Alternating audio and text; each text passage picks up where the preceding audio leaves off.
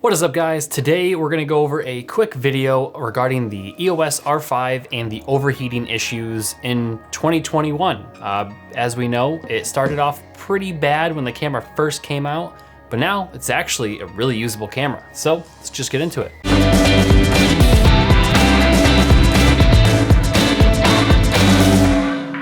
What's up, everyone? My name is James, and this is The Engineering Filmmaker, where we talk about photo, video, travel, and tech. If these are topics you're interested in, you know what to do. When the R5 first came out, there were a lot of issues with overheating. The camera was basically unusable for the first few months that it was out, until Canon started releasing firmware updates, because as we kind of saw, it wasn't really heat related, it was more or less firmware related that was causing the overheating. I'm assuming it still got really hot, but that's besides the point. Now, firmware, I believe 1.1.1 is out, and mine still only has 1.1.0, which was the most recent one that fixed dramatically a lot of the overheating issues. And that's what I want to talk about. I will be making an entire video about reviewing the R5. It's coming out very soon, but I wanted to touch on the overheating issue in a separate video just because it's a topic that I believe should be in its own video because it's very important. The R5, with the newest firmware, or at least 1.1.0, is an extremely usable camera that I guarantee you will absolutely love. Well, can't guarantee you, but I really love it.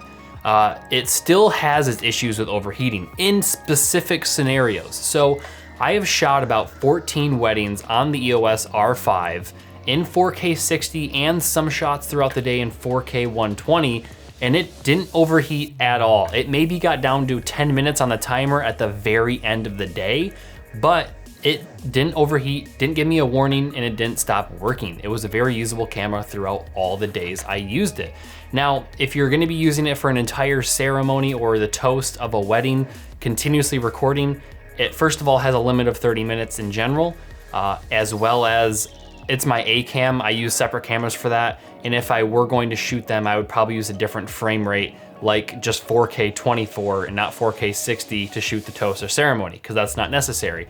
And it would still work and function great that way because there are no overheating issues in 4K 24 as long as you're not in HQ mode. Now, if you're not doing weddings and you're doing commercial work or product work or whatever it may be, I would highly recommend using an external monitor like the Ninja 5 to record. This way you can have almost unlimited recording time limits, even in 4K 60 and 4K HQ mode in 24 frames per second. So it's really a usable camera. You just might need an external monitor that records like the Ninja 5. So it just depends on your use case scenario, but in general, I have not run into a scenario yet where I needed to have a different camera or I had to wait because it overheated. The camera works extremely well if you're shooting weddings. Even if you shoot the full ceremony or toast, just remember you're not gonna be able to probably do 4K 60 or 4K 120 during those times. But I shoot an entire day A-roll cam on a gimbal in 4K 60 and 120, and it worked for every single wedding. It didn't overheat a single wedding after the firmware update. If you're looking to buy this camera and you're worried about the overheating issues, don't worry about it unless you have specific use case scenarios where you need to record internally for a long period of time in the 3 or 4 modes that overheat. I didn't mention 8K at all because that's just a gimme. It's going to overheat no matter what 8K mode you shoot in. And I honestly haven't touched 8K except for trying to make a vlog comparing 8K on a camera versus a phone.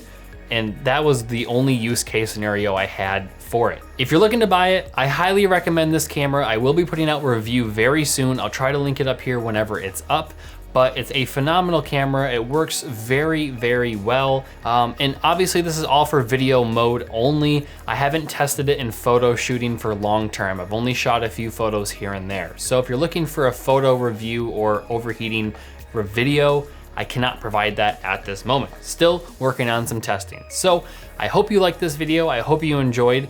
If you did, give it a thumbs up. It would really help me out, and look forward to that full review video. Spoilers, I'm going to recommend it because it's a great camera. Even with the minor issues it has right now, people seem to over exaggerate it. So that's it for today, guys, and I'll see you on the next one.